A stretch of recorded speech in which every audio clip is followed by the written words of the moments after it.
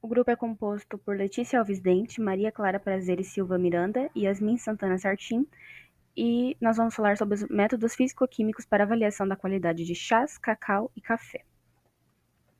Os chás. O chá, de modo geral, é considerado a segunda bebida mais consumida no mundo. É uma das fontes ricas em metabólicos secundários, como os flavonoides, que fornecem uma série de atividades biológicas, como quimioprotetora, anti-inflamatório, antioxidante, anticarcinogênico e termogênico, que agem em níveis diferentes de proteção no organismo. Eles são consumidos através de infusões de vegetais e fornecem em seu metabolismo elementos com características específicas denominadas princípios ativos, como os flavonoides que eu tinha citado anteriormente. O chá apresenta benefício à saúde mental, também promove uma melhor memorização, e além desses benefícios à saúde e ao corpo, o consumo de chá através da bebida chimarrão, por exemplo, promove um melhor convívio social, fazendo com que as pessoas dialoguem enquanto tomam e fazem novas amizades. Então, os chás apresentam vários benefícios em geral. Alguns métodos de análises físico-químicas é o teor de umidade, a determinação de cinzas totais e a determinação de cinzas insolúveis em ácidos, o extrato aquoso, a determinação de pH, determinação de matérias estranhas e determinação de constituintes bioativos. Agora, falando especificamente de cada método, um método que não está aí no slide é o método visual, que a gente vai fazer a análise da cor, do odor e da forma do chá, além também de conferir a ausência de caule, pêndulo e outras partes da planta que não é para ter ali. Esse método, especificamente, ele vai contribuir para a aprovação da forma de armazenamento e conservação do vegetal após a embalagem, que é de extrema importância, necessitando estar em um recipiente bem fechado, a temperatura ambiente e resguardado de luz e de insetos.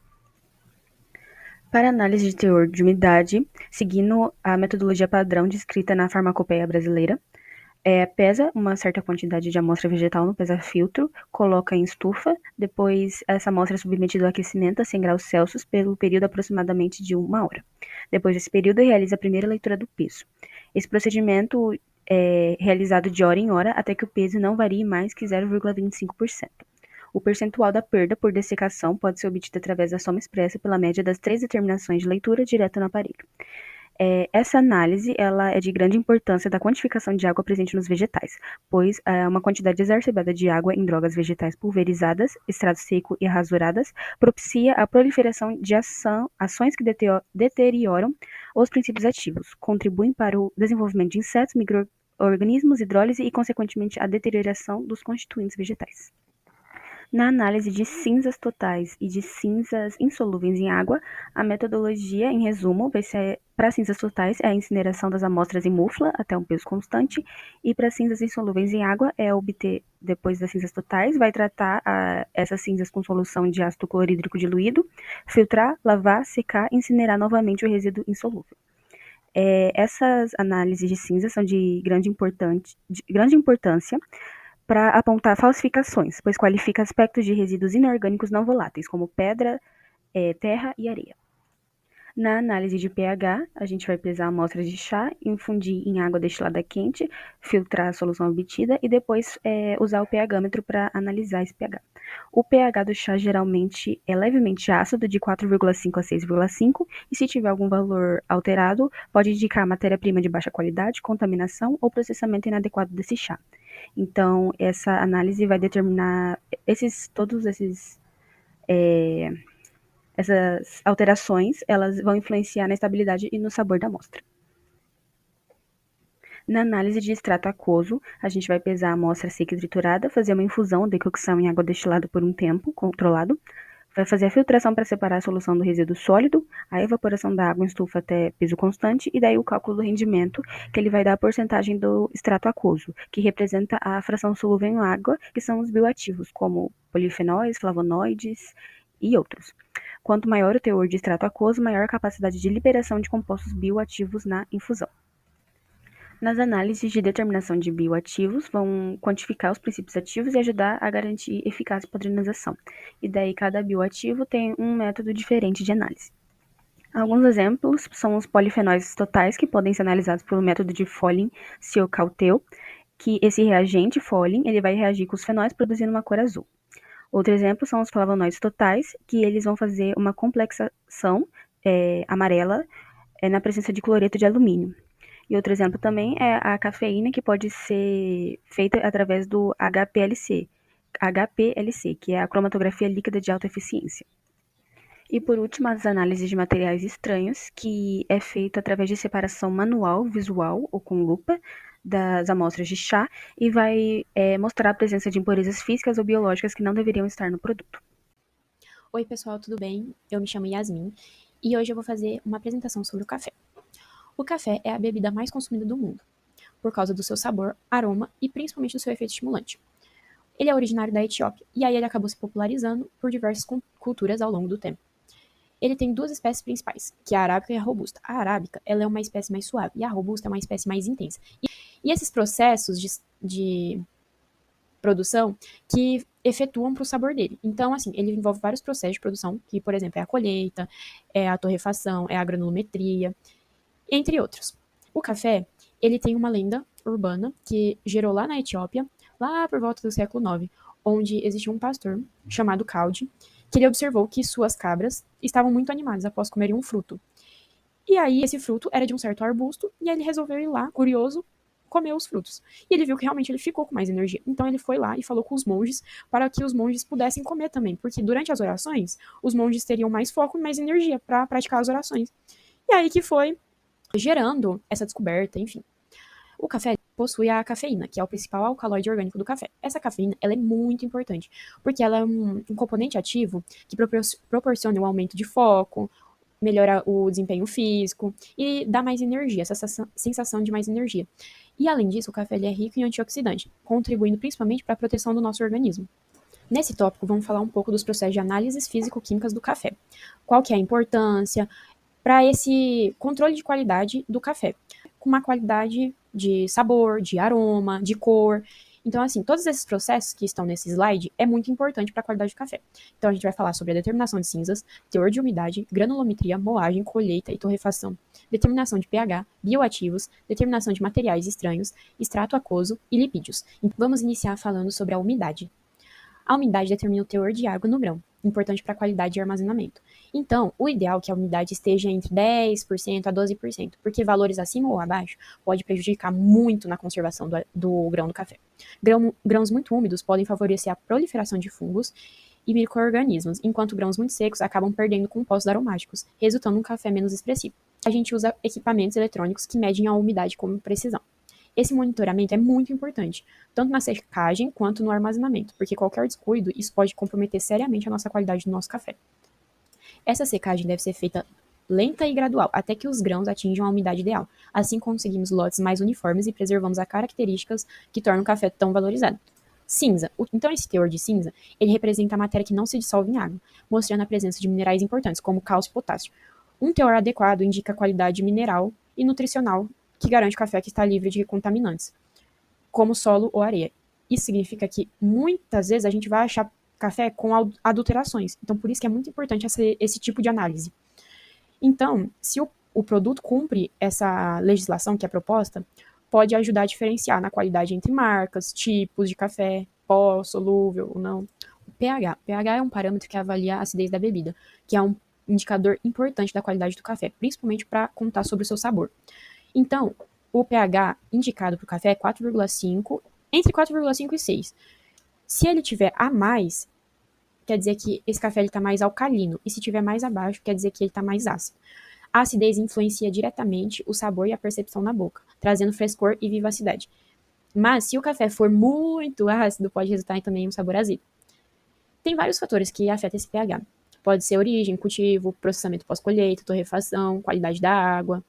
Então, assim, controlar o pH é essencial para garantir a qualidade do café. Extrato aquoso, ele avalia a solubilidade dos sólidos no preparo do café. Então, assim, o teor de extrato aquoso indica a quantidade de substâncias solúveis em água extraídas do grão, como açúcares, aminoácidos, minerais, enfim.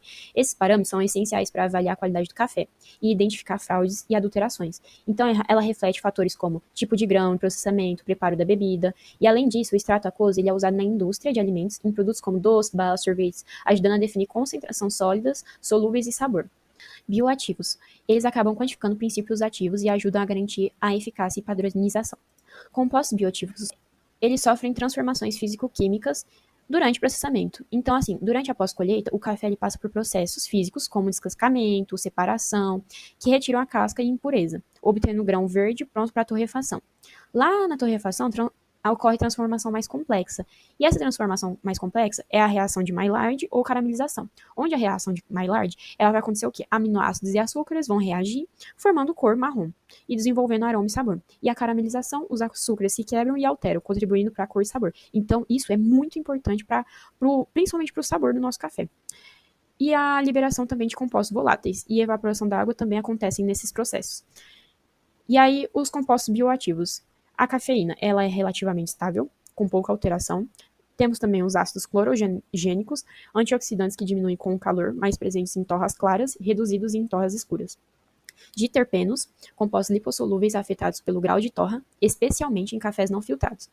Materiais estranhos são substâncias que não fazem parte do café, como cascas, paus, grãos, cereais, frutos sem ser o do café, no caso, que é, por exemplo, o cacau.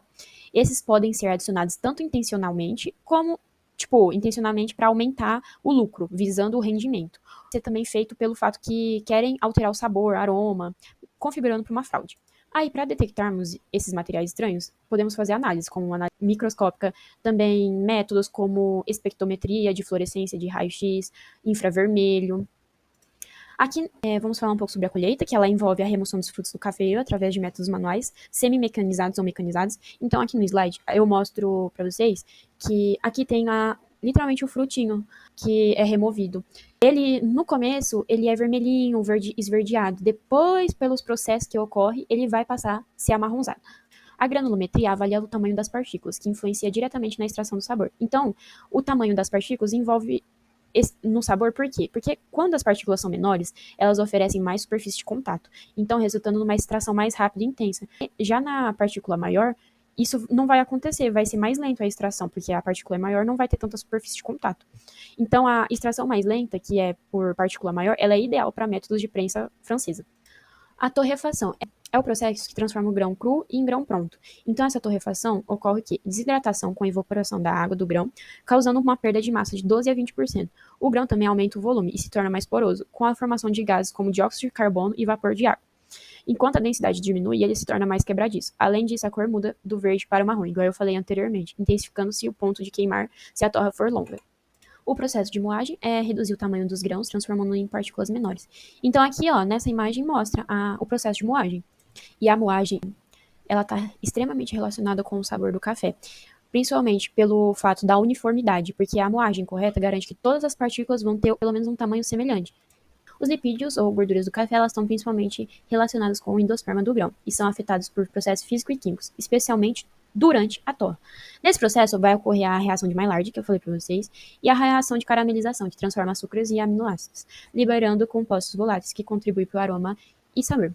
Durante a torra, os lipídios se concentram nas áreas externas do grão, e aí ela vai acontecer o quê? Vai formar uma camada protetora nesse grão, que ajuda a preservar componentes importantes. Parte desses lipídios pode ser retido no filtro durante a coagem, afetando a oleosidade e a percepção sensorial da bebida. E além disso, pode ocorrer alterações nos lipídios, como diterpenos, que podem ocorrer durante a estocagem, influenciando também no sabor, naquelas notas do café. Oi, meu nome é Maria Clara e eu vou falar sobre os métodos físico-químicos que avaliam a qualidade do cacau. Bom, o cacau, ele é uma planta nativa da região amazônica, é de grande importância econômica e cultural. Os seus frutos contêm sementes que são conhecidas como amêndoas de cacau, que após a sua fermentação, secagem e a torrefação dão origem ao chocolate e outros derivados, como a manteiga e o pó de cacau. Porém, além do valor gastronômico, o cacau ele possui compostos bioativos, como os flavonoides, que apresentam propriedades antioxidantes e benéficas à saúde. O Brasil está entre os grandes produtores mundiais do cacau, especialmente nos estados da Bahia e do Pará, onde o cultivo é fundamental para a economia e a geração de empregos. Nesse slide, eu coloquei as principais análises físico-químicas do cacau, como o teor de gordura, a análise de resíduos, o teor da cafeína, a análise de compostos polifenólicos, a análise de acrilamina e furanos, a determinação de pH, o índice de peróxidos e de proteínas e o teor de umidade.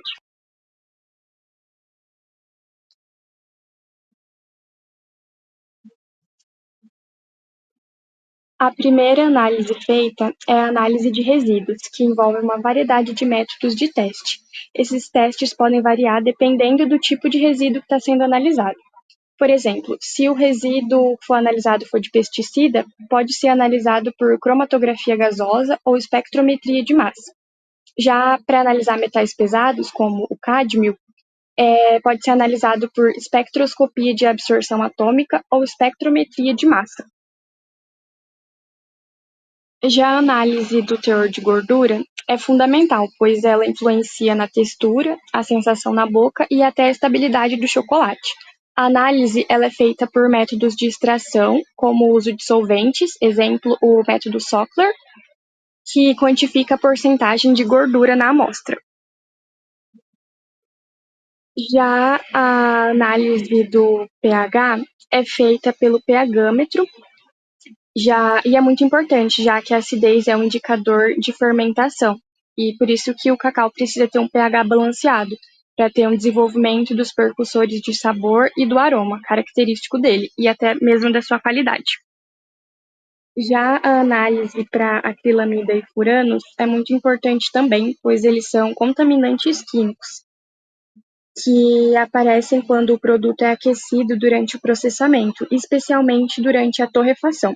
A acrilamida e os furanos, eles podem ser formados por uma reação entre aminoácidos e açúcares redutores. E ela é feita por cromatografia líquida. Já a análise de compostos polifenólicos é feita por espectrofotometria, e é muito importante, pois os polifenólicos, eles são antioxidantes naturais encontrados no cacau e eles são muito importantes para o sabor e os benefícios para a saúde do produto. Já o teor de umidade é um dos parâmetros mais importantes, porque o controle é muito crucial. A umidade excessiva pode levar à proliferação de micro-organismos e ao desenvolvimento do mofo, enquanto a umidade muito baixa pode deixar as amêndoas quebradiças e afetar o processamento de fermentação e secagem. A análise é feita geralmente por gravimetria, onde a amostra é pesada antes e depois da secagem em estufa até atingir a massa constante. Já a determinação do teor da cafeína é muito importante e geralmente é determinado por métodos cromatográficos. A cafeína ela é uma substância natural do cacau e ela afeta principalmente o sabor e a qualidade do produto. Já a análise de índice de peróxidos avalia a rancidez por oxidação e ela é feita normalmente pela titulação. Já a análise do teor de proteínas é feita pelo método Kjeldahl e é muito importante para avaliar tanto o valor nutricional e a participação no desenvolvimento do sabor. E essas são as nossas referências do trabalho. Muito obrigada.